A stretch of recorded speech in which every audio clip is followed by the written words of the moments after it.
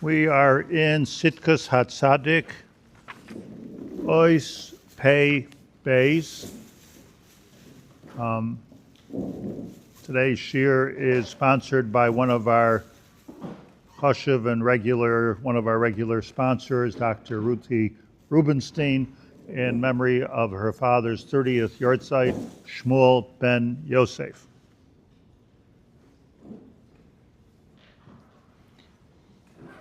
And here, Tzadok is on a series, but let's get started here. Kisha Adam Nav Nad, very important application, if you will. Kisha Adam Nav Nad, a person finds himself to be the wandering Jew. Moving here, moving there. I think the home I live in is the 23rd home since we got married. You won't find us by Goyim. So, Nav and Nad. Physical wandering. Yeah, physical wandering. Wandering. What other kind of wandering are you thinking? Just don't find your direction. Not sure where you... Well, your mind wandering, like. Here we're talking about Nav and Nad, which, let me just put out there, Na and Nad are two different things. But we'll talk about it. At the end, I'm thinking to myself, or anybody who has to move and wander, is thinking to myself, okay, well, these are upgrades, and these are moving to a better house, to a better job, to a better city, to a, it's l'tayvasai. You're not moving usually shaloi l'tayvasai. You're moving l'tayvasai. Mikol makom, nevertheless, even though you're making good moves and you're traveling to the top, Mikol makom vaday chata b'ritzicha. You definitely killed somebody. Oh, boy. Okay. I will not include making aliyah in this Nav and Nad because it can't be there, you're going home. But definitely kill somebody. The Jews as a whole are wandering people. Lav dafka dugmas kayin. Let's look at kayin, which I want to do. Dugmas kayin. But lav dafka, but let's get the point here first before we get to kayin. Lav dafka ritzicha mamish. Okay, nobody killed anybody. We didn't actually kill somebody.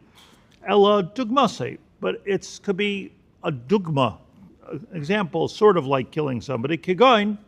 For example, we all know what he's going to say. Achvurei ape. You embarrass somebody. Shedimu Rabbi Seinu zal ritzicha. Malbin pnei chaver barabim. Kilu shafach damav. Malbin pnei chaver. The Aramaic way of saying is achvurei ape. You caused a whitening in his face. His blood pressure dropped or whatever happens.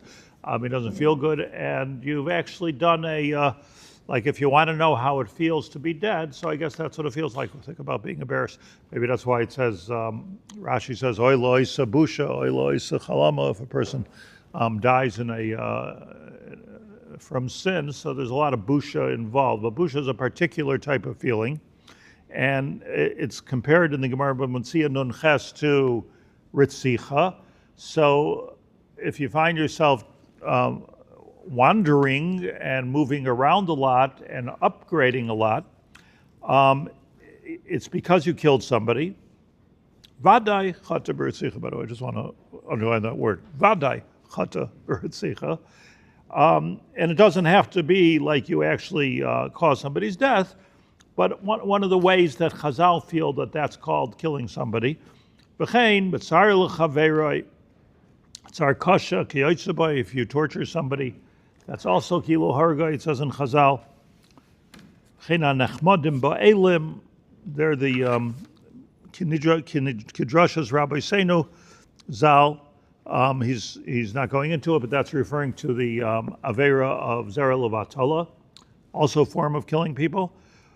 Ukisha nishkat, and when you stop killing people, or when your life gets calmer, v'nikva b'makoim, and you find yourself to be settled, Yeda ki tikkun zeh, made you took care of your murder sentence.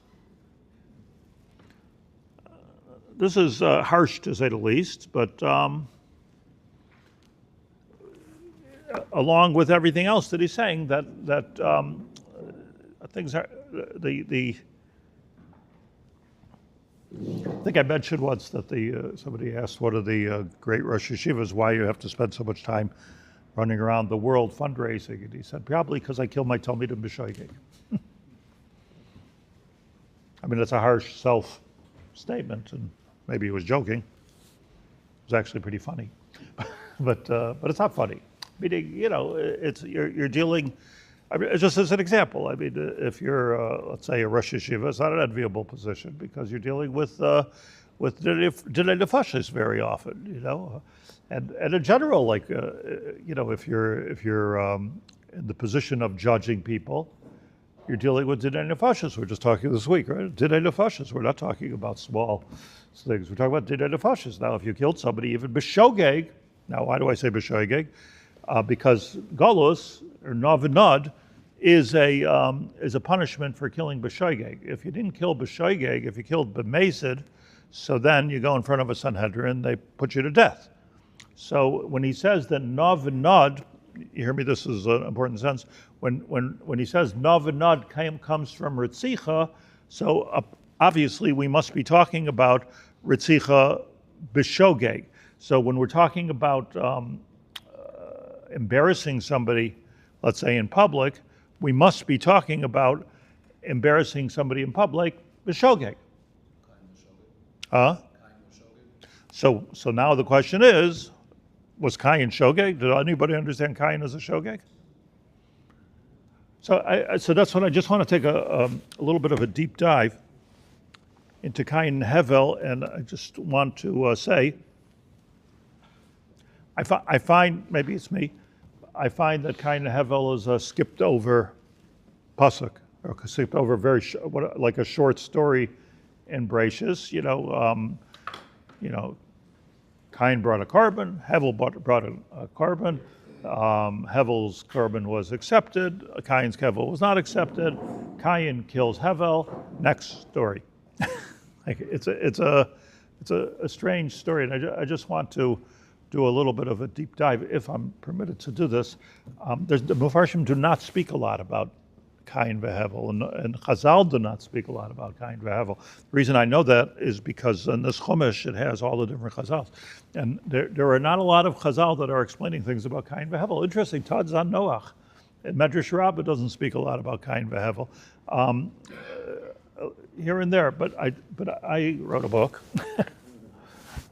Not on Kayin v'Hevel, but on the history of civilization, and spend 10, 15 pages on Kayin v'Hevel because I was very interested in doing a deep dive, so I recommend it. And I will tell you a little bit what I said, but a lot more. Mir Hashem. So let's just look at it, if there's an opportunity to look at it. The Torah says like this. Let's get the story. Parak Dalet of Bereshis. We were already barred from the Gan Eden. Adam and Chava was out of Gan Eden. Rashi tells us in here that Kayin and Hevel were born in Gan Eden. That's difficult with the pasuk. It doesn't make any difference for our purposes. But because here in Parak Dalet it says, Adam yada es Chava ishto, vatar v'teled es Kayin. Bingo. Nobody was ever born before. So, cool. I mean, think about it. Like, Kayin is born. So he's not only their Bechor, but he's the Bechor of the whole world, right? He's the firstborn. He is the firstborn human. So, Vatomer. And Chava says, Kanisi ish es Hashem. Kanisi ish es Hashem, and therefore she called him Kayin, the Torah is going to say. Kanisi ish es Hashem, tarva telet es Kayin. She gave birth to Cain. V'tomer kanisi ish es Hashem. So Rashi says, "Kamoi im Hashem." Kishabara oisi v'asishi levadai branu. When I was created, my husband was created. We were like alone in the world. It wasn't clear, what pruervu actually means. Don't forget, there was no human experience for this. Aval b'zeh shutafim anu imai. This Chazal do say, one of the places we learned that there's shloisha shutafim ba'adam. So we see, this was from Chava. Chava says, okay, there's me, my husband, and then there's God here because how do I have a child? So this was a spectacular event. Shalom Zachar. Right? Cain. And he was called, don't even, Vatelet es Cain. She gave birth to Cain. Vatimer kanisi ish es Hashem. And the reason is because kanisi ish es Hashem, together with Hashem, kanisi, Cain is a lashon of kinyan. No, it's not. Kanisi ish es Hashem. The Torah says, kanisi is Hashem. There's a kinyan. Pashat pshat. Somebody's going to own the world here. Somebody's going to take care of the world. Vatosef leledas. She gave birth again. We're on a roll. Vatosef leledas es Achiv es Havel. Were they twins? Everybody thought they're twins? No, they weren't twin sisters. They were separate births. Okay. Yeshomrim. Must have been some women around. Unclear. I mean, most people would assume them to be twins, I think. If you don't, you don't. And the way it worked out is Vayhi Hevel Roei Tzon.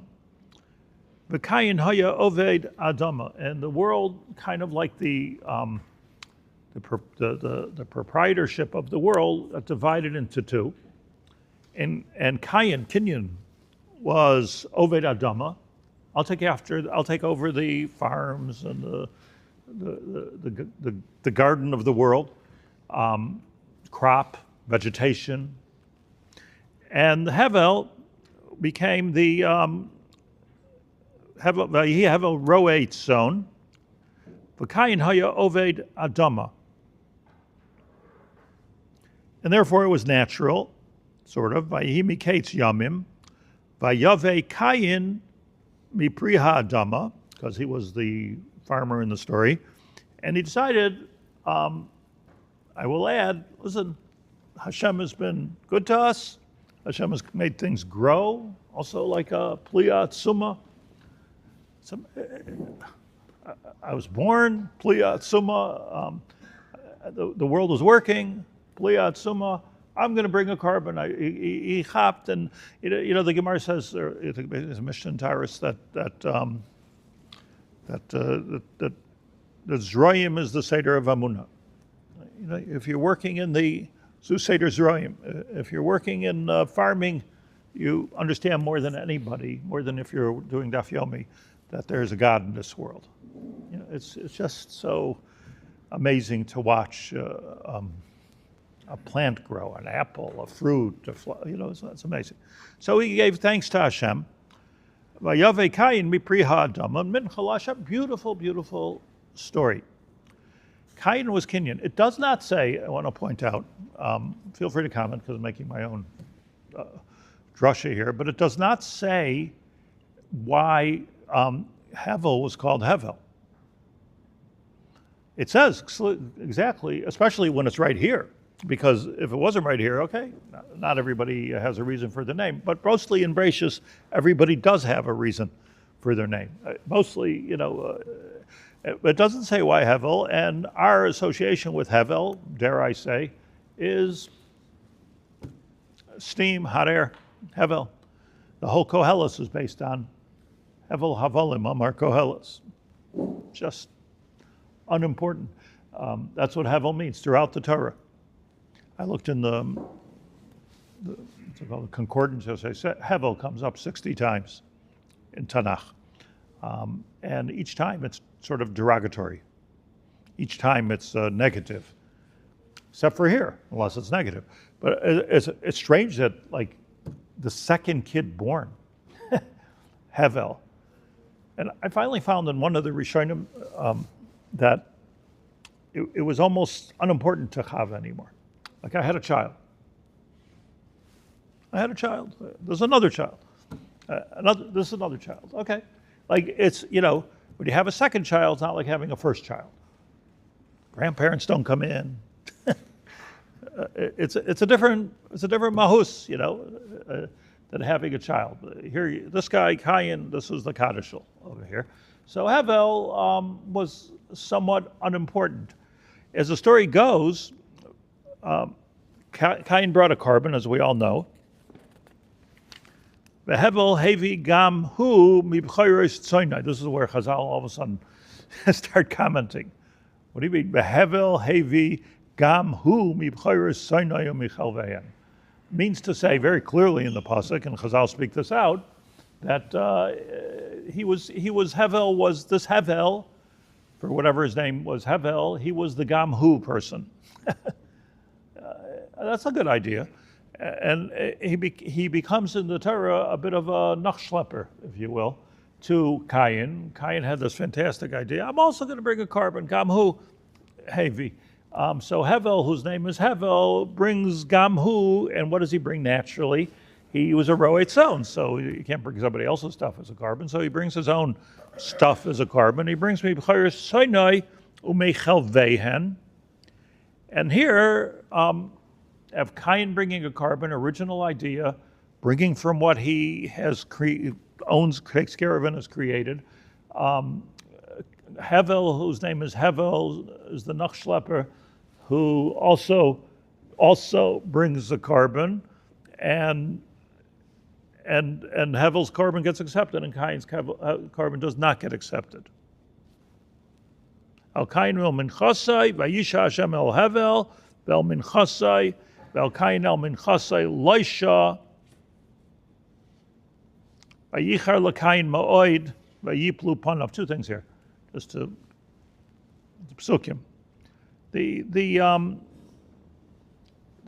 It's troubling why Hashem indeed took the carbon of Hevel and not the carbon of the Kayin, who was Yitzirati, and came up with this idea of davening or bringing a carbon and akar satay. It was like he made a bracha, on his success.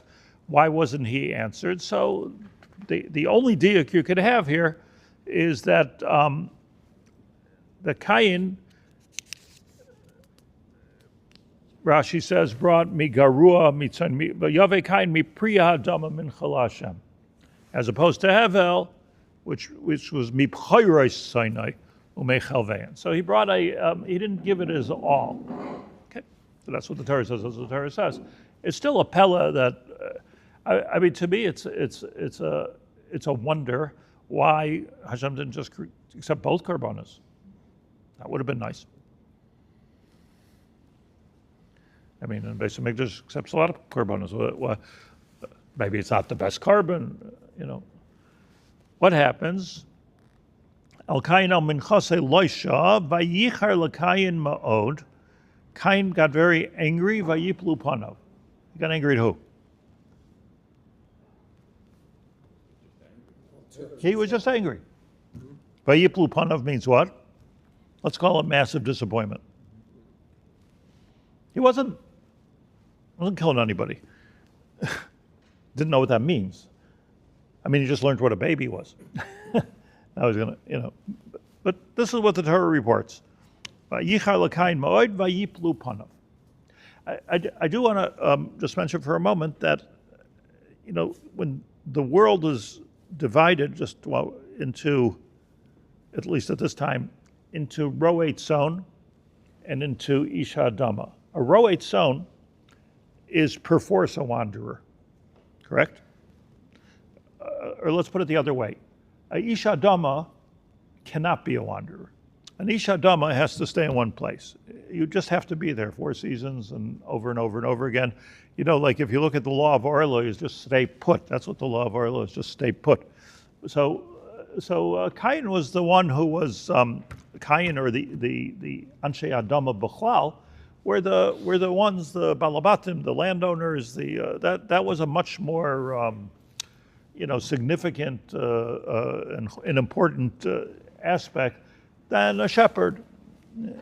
They're important, but look at the shepherds. Okay, do you even have a home? We ask ourselves these questions when we drive on the road. Do you even have do you have brothers and sisters? Do you have, a shepherd is going from place to place looking for something green to eat, and it has to be hefker and all. So so this division, I'm just, when Yaakov came to Mitzrayim, he sent a message to Paro. Look, we're shepherds. We're not gonna be landowners here. And the Torah goes out of its way to tell us that the Egyptians despised shepherds. So one opinion is because they worshipped cows and things like that. So that's okay. What's wrong with being a shepherd? You're not a butcher, you're a shepherd. But the real reason was that you're not an important person. You're a shepherd. In other words, it's not within the dignity of an Egyptian to be a shepherd, because you should be a landowner. Buy a dira. Buy a piece of karka. That's a more chashuv gesetzt, That's something which is stable and means that I'm a real citizen. I'm committed to the place, and the place is committed to me. And that's a relationship of chashivos, whereas a roet zona is not a relationship of chashivos. And it's very, very possible. Some of the things I'm saying now, the Mefarshim say, but it's very possible that Cain looked down on Hevel, as did Adam and Chava, apparently. Hevel, somebody's got to do it. So, like, Hevel became the janitor in the story. I ask Mechila from all the janitors, but I'm saying he was the one who Cain, landowner, Kinyan, Kona. So Vayicher l'Cain Mo'ai. So Cain was besides himself with the fact that his carbon was not accepted. It doesn't say, by the way, that he was upset at Hevel, and it doesn't say that he was upset that Hevel's carbon was accepted. It says that he was upset that his carbon wasn't accepted. We should understand the story. Vayiplu Panav, and there's a lot to say about Vayiplu Panav, but let's call it, as I said before, let's just call it mass disappointment, not understanding Vayiplu Panav. Maybe it's something, according to the Ramak, it means he lost his Selam Elokim. Vayomer Hashem el Cain, and Hashem says to Cain, Lama charelach. What are you so upset about? Lama naflu panecha. And then we get to what I consider to be one of the most difficult to understand psukim in the Torah. I'm going to let Shaul interpret it. Haloi, Hashem says, Im teitiv se'ez, v'im loy seitiv l'fesach atos rovetz, ve'elachot shukasav ata timshal bo. Go ahead. Yeah, if you do well, then you can do well. You can choose to do the right thing, and if you don't, be careful, because fate is waiting for you around the corner, and if you let it in, it will come. Okay. Being able to carry it, you've said, carry it, take it on. Don't give up. If something happens, you just put it on. You've said, What was the message here? In other words, Hashem, in other words, Cain was, okay, I accept. Meaning, Cain, there was only one thing going on in the story thus far, and that is that Cain's carbon was not accepted, and he didn't know, like we don't know why is our tefillah not accepted. Like I did what I was supposed to do. You can make drushes, gamhu, I didn't doubt, maybe. But like a person brings a carbon, our tefillahs are connected karbanos, and why is our carbon not accepted? So that was obviously the disappointment that we've all had here and there. And vayiplu panav, maybe that's what Tachnun is all about, vayiplu nefilas apayim. So vayiplu panav, and Hashem said to him, gave him like a little chizuk, like not only will your tefillos not always be answered, im tetiv she'ez, v'im loy setiv, l'pesach chatos rovetz. Listen, if you do good, good things will happen. If you do bad, bad things will happen. Is that good? Ve'elachot shukasai, Ve'lecha Shukasai means what? You didn't explain that. Okay, this is a great one. It's also, I love the fact that it's completely parallel to what Hashem said to Chava. When he cursed her, it's exactly the pasuk is like her tshuka will be to her husband and. Okay, so answer the question. Ve'lecha Shukasai. That the pashtus is that the Yetzirah is like chasing after you and wants you, and you have got to rule over it. Okay, that's what Rashi says. Ve'lecha Shukasai hu Yetzirah. Tamid shoykek u'misave lahachshilcha. You got to know, Kayin, Hashem says, that the Yetzirah is always running after you. Yetzirah Adam Raminura, right? The Yetzirah is always running after. Big chidushim here. But Vata Timshalbo means, but you can also overcome the draw and the pull of the Yetzirah. You can also overcome. So this is like this should be the first sentence of Kehillas Shivtei or Shari Tshuva, Rabbi Yaacov or something. But this is the time Kayin went through mass disappointment. He was the first one in the world, as far as I can understand, to reach out to Hashem. And he reached out to Hashem. And this is a part of the story that we don't think about enough. He reaches out to Hashem, and Hashem turns him away. Nothing to do with Hevel, but if you can accept his carbon, certainly you should accept my carbon. It was my idea, the whole thing. So accept. Hashem says to him, chill. Like, your Yetzirah, what does the Yetzirah have to do with anything? You want to bring a carbon. Your Yetzirah will run after you all the time, and he'll try to be machshel you. This is the story of life. Why is he giving him the shmooze here? It's. Is that maybe why he brought Hevel's carbon? He didn't have a choice. He brought the best carbon he could.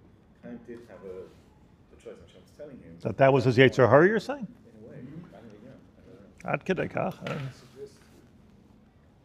Could you imagine that, like you go and you take half your wealth or a quarter of your wealth and you give it to tzedakah, and the Rav says to him, listen, the Yetzirah is always trying to get you, don't worry about it. It's a pella. You're bringing a carbon and you get a musar shmuz, and not only, this is worse, Hashem didn't even accept the tzedakah. Yeah. I mean, if Hevel was the Navanad, so to say, he was the royal son, he was less important. He was the Navanad. Right. Kain was the important one. He comes up with a skiddush. Hevel one-ups him. He says, that's a good idea, but not only will I bring like you, I'll bring the best. I'll bring the mative that I've got, not like you will. So he shows him up. And Hashem takes that one. So he had a kina, he had a cast towards Hevel. I don't know if he was just... Doesn't say anything about Hevel here. He was just upset and disappointed that his carbon was not accepted. Your connection to Chava is fantastic, by the way, because in fact but I want to just get. Okay, now next pasuk. That's pasuk Zayin. Pasuk here is Vayomer Kayin el Hevel achiv. So then Kayin says to his brother Hevel. When was this? Ala makom? Could have been 50 years later. Could have been 100 years later. It could have been, we don't know. It wasn't ala makom.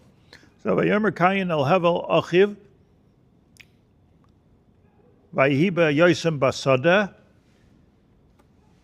Vayakam Kayin el Hevel achiv vayargeyu. Now this pasuk has many blanks.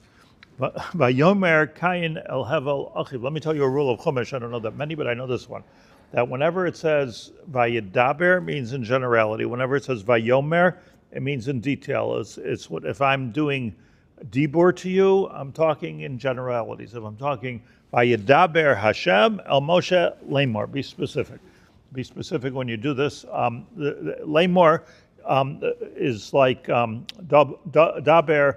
Radak says this. Daber is like Dever. It's a swarm. You can't count the bees. It's a swarm. Amar is like a lashon of Amir, like the summit of a mountain. It's very, very particular.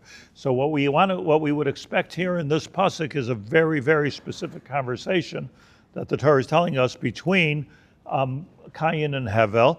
Vayomer Kayin el Hevel achiv. That's the end of the conversation. So it's a very unique pasuk in the Torah where it says that Vayomer in detail, but it doesn't say what he said, which is so important for us to know what did he say. Next thing you know, Vayihi biyosim basada, that now they both find themselves in the field. We don't even know if that was at the same time as Vayomer Kayin el Hevel, whatever he said to him. But they found themselves in the field together. Vayakam Kayin el Hevel achi v'yargeu, like a Pella. The whole story is just a Pella missing so much over here. But some of the Mepharshim say that the importance of the detail of Vayomer here is not what he said to him, but rather that he spoke with him in detail. Vayomer Kayin el Hevel achiv. He didn't say hi. There was a big attempt on Kayin's part to communicate and create discussion with Hevel. You see, we backtrack for 1 second. I think it's automatic that when we think of Kayin Hevel, we think of Tzadok in Russia. And part of the reason for that is because, probably might have been true, we know that Kayin did something wrong. We don't know that Hevel did anything wrong at all. So, but we don't know that he's a Tzadok either, Hevel. He was just there. But I think we're used to thinking about Yaakov and Esav and Yitzchak and Yishmael and all of these juxtapositions in the Torah of like the division between Tzadok and Russia. That's the way I think that even comes to Yosef. I think that's the way we think, and that's how the world was, Shem, Cham, and Yafes. Like we think in terms of the good guy and the bad guy. It's not necessarily true. I want to say something very radical. That I think if we would, without this whole story, if we would meet Kayin and we would meet Hevel together, we would say to ourselves, Kayin, he's our man. Kona, aggressive, go-getter, religious, religious man. He brings a carbon to Hashem. Hevel would have never thought about this, Chazal say. I think we would see Kayin as the role model for us, and I have no reason to believe that that's not true. It doesn't say here that he was a Russia. It does say that he engaged Hevel in conversation. Again, this is independent of the fact that Hashem just gave him a shmooze, just do the right thing, and you'll do the right thing, I'll take care of you, and all that. But then he said he engages. It's almost like he listened to the Musar of Hashem. And Vayomer Kayin el Hevel achiv, and he spoke to Hevel maybe 100 times, and then he finds himself in the Sada. He engaged him, and this engagement, conversational engagement, sort of the peaceful engagement, preceded the violence. Vayihi biyosim basada vayakam Kayin el Hevel achiv v'yargeu. Again, it's important to note. I think it's important to note that Kayin did not shoot Hevel in the back. And Rashi says that he didn't even know, like killing somebody was a foreign idea. Just like nobody was born ever before, Pella, nobody ever killed anybody. I mean, Hashem created somebody, maybe he's supposed to live forever. Maybe they heard there was a Xeris Misa Boilam, but nobody knew what that meant. And they lived a long time, 1,000 years, whatever, and so it's lav dafka, and then but he did want to attack him, and Rashi says he didn't even know what. Where do you engage somebody when you want to kill them? It's like asking, where's the neshama? Inquire why even say that Chaim wasn't even trying to kill him? Maybe he just got angry with him, smacked him, and turned up, killed him. And that's why it's a shogeg. That's exactly all of everything I said. You just said everything I want to say. Meaning the question is, if Kayin killed Hevel b'mesid mazan navadad, lightning should come and strike him, and he should die. He killed the guy. So the answer is, the answer is that who says that I'm not making Kayin into a tzaddik for killing him. I'm not saying that, because obviously there was some negligence there. The Torah doesn't seem, but like he wasn't Esav necessarily. He wasn't like, okay, I'm going to shoot this guy. He didn't even know how to kill him. He didn't know that he would kill him. Misa was a chiddush. He fought with him. There's a message here. There's such an important message of Kain v'Hevel. The message of Kain v'Hevel is not that you're not supposed to kill people. I don't think that's what the story is recorded. The story here is to tell us that be careful, Hashem says, with the human struggle of the Yetzer Hara. You'll want to protect your boundaries. You'll be jealous, like Doran keeps saying. You'll be jealous. We don't know that he was jealous. You'll try to make your kinyanim. You'll consider the other person hevel, and before you know it, you might kill the guy. Meaning the messer of the story is that the messer of the story is that it's a description of humanity. In this case, what the Torah is telling you is you got to be careful with your humanity, because and what was Hashem addressing? That he was addressing the Kain got so upset and so angry. By the way, that also might be a first for anger and upset. Not just the first birth and the first killing, but the first emotion of anger. So Hashem says, "Lama chara lecha?" What are you so angry? Whatever chara means, charonapo, whatever it means, I leave it to you. But like Rashi says somewhere that vayichar means like there's flames coming out of your nose. So what are you getting so angry about? Just do what you're supposed to do, and don't get so emotionally involved, and then you can end up killing somebody b'shogeg. And it has to be b'shogeg l'chora, because not only was his onesh wrong of Nav and Nod, but we learn out from Nav and Nod, we learn out galus. That you chayiv galus. Roitzeach b'shogeg is chayiv galus. That's what this is the makar. This is where it starts with this Nav and Nod. So he was rotzeachim, that's for sure, and that's not right. And Hashem gave him musar, and no question about it. But like Rashi says, he was grabbing this rock, that rock, maybe a wood, maybe I could blow on him, there was all kinds of things. He didn't know how to put Hevel down until he finally killed him.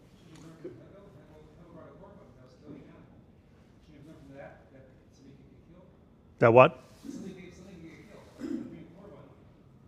Okay. Cool. Hevel was the first thing to kill somebody. Something. He was the first one to kill something. I mean, it could be nobody ever killed a tree or a plant. He killed an animal.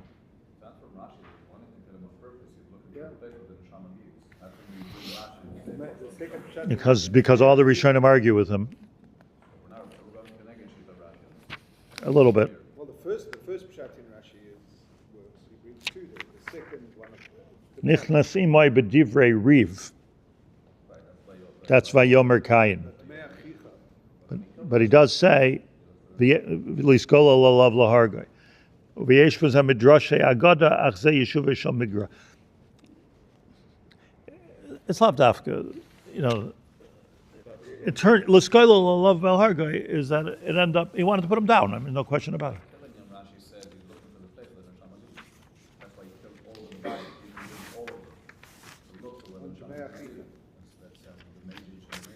In the next pasuk. Let's go further. Vayomer Hashem al Kain. Hashem says to Kain now, parallel, Ei hevel achicha. Parallel to ayeka. Same word. Ei hevel achicha. Where is your brother? Vayomer lo yadati ashemer achi anoichi. How in the world am I supposed to know where he is? Now it's the common denominator between him and Hashem asked Adam and Chava ayeka, where are you? Which was a funny kind of question altogether. And they were hiding, They were hiding in the garden. I guess they didn't realize that Hashem could find them.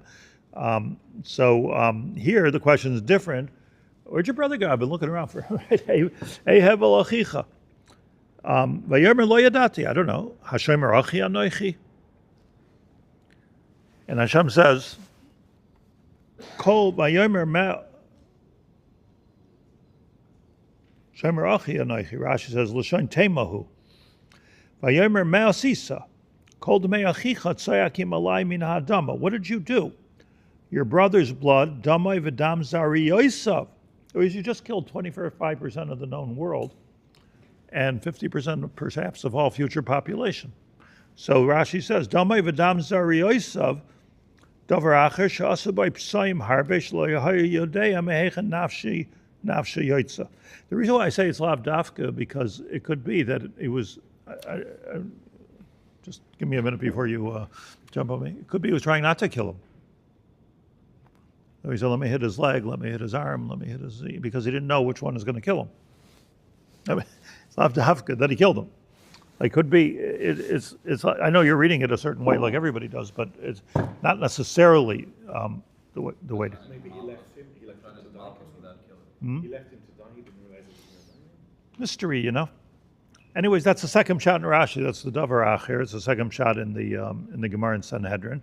But the simple shot, the first shot, what the Gemara says is like, you killed the guy, lav dafka b'mezid, and it feels to me that possibly the first opinion and the second opinion is whether it was b'mezid or whether it was b'shoigeg, or let's put it the other way, whether it was b'shoigeg or whether it was b'mezid. But the point is there was a cover-up, and Cain wanted to do a cover-up. Vayomer ma sisa, what did you do? You can't hide, because this is fascinating. Kol d'mei achicha tzayakim elai min ha'adama. The blood went into the earth, and now the earth, that's your earth, Cain, and now your earth, the earth that you're supposed to be taking care of, is screaming. It's a very, very great visual. The earth is screaming, the stones are screaming. What happens when the earth screams? I don't want to give fruit. You're not taking care of me correctly. But the stones are screaming. Kol d'mei achicha tzayakim elai min ha'adama v'ata. So Hashem says, orata. And I say, that's it? Orata min ha'adama asher patzasas pia lakachas es d'mei achicha miyadecha. The connection to other parshas in the Torah and Korach is just fascinating. You can spend all day on this, but I'm not.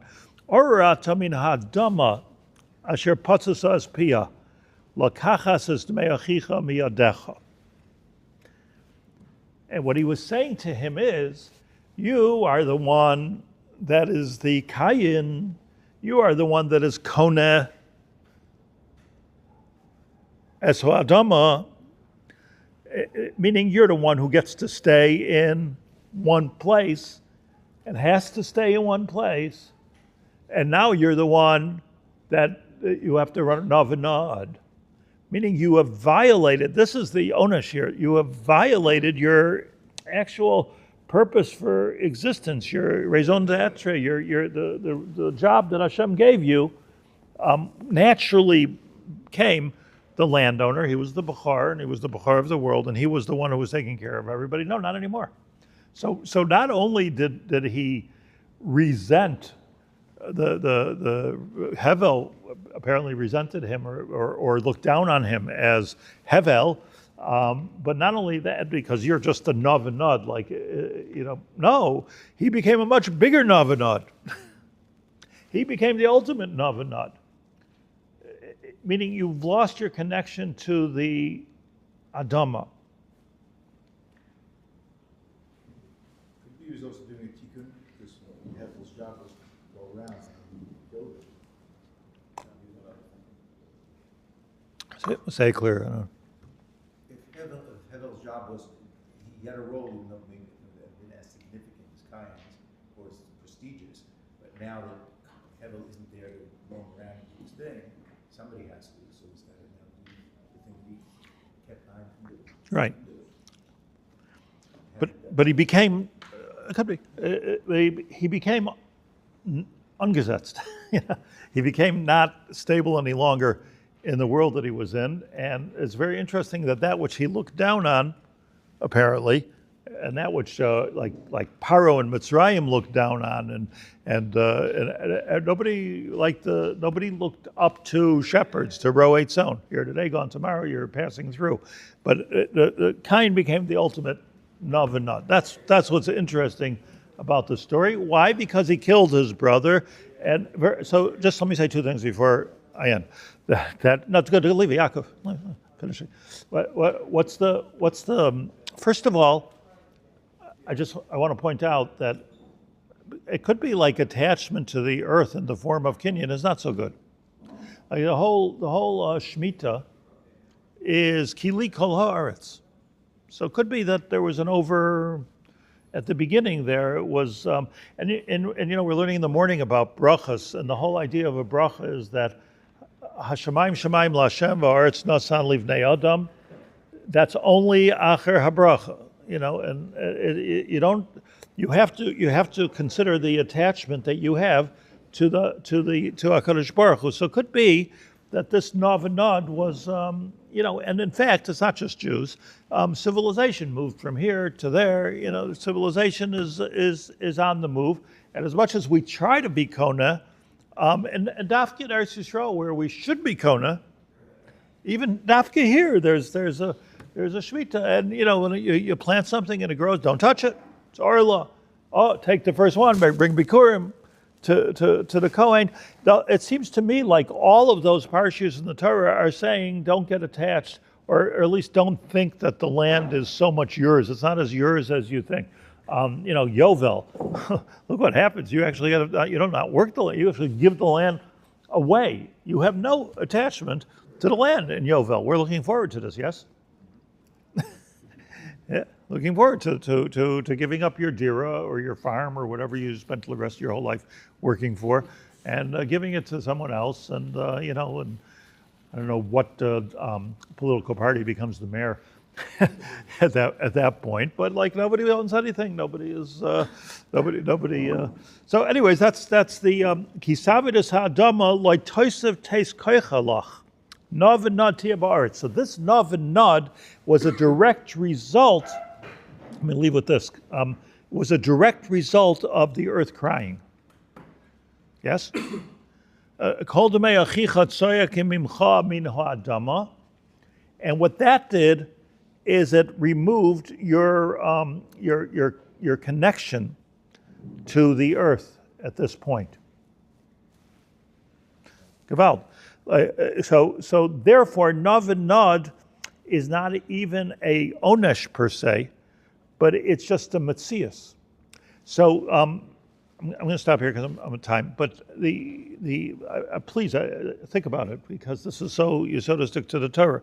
Things that, first of all, the most important message here is understanding of humanity, and understanding of escalation. And understanding that look at Cain and Hevel. They had an economic war, religious war, a political war. This is the message. This is humanity if you're not careful. And then the sub-message is, don't get so attached to who you are. That's the Bayin Yud Shmita Etzel Har Sinai. It's like such a profound question. Don't get so. We were brought up in a midbar, sof kol sof.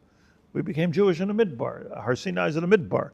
That's what we are. We're nomadic as the light unto the nation. We're nomadic. So you have the progression or the escalation of violence in humanity, and the detachment from the land.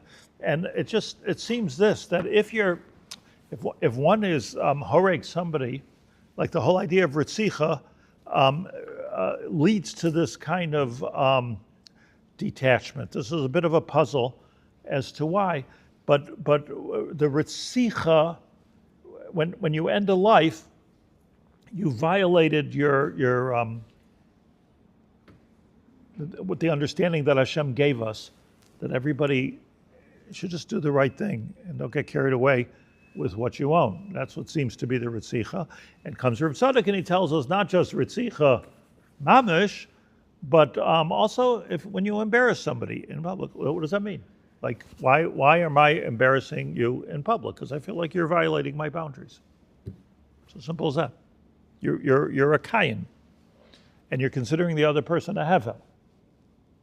I believe that's what's going on when you're mitzar somebody. Why do people torture slaves or hostages? Or because you are an invader. You are a lesser person. You're hevel. I'm kahén.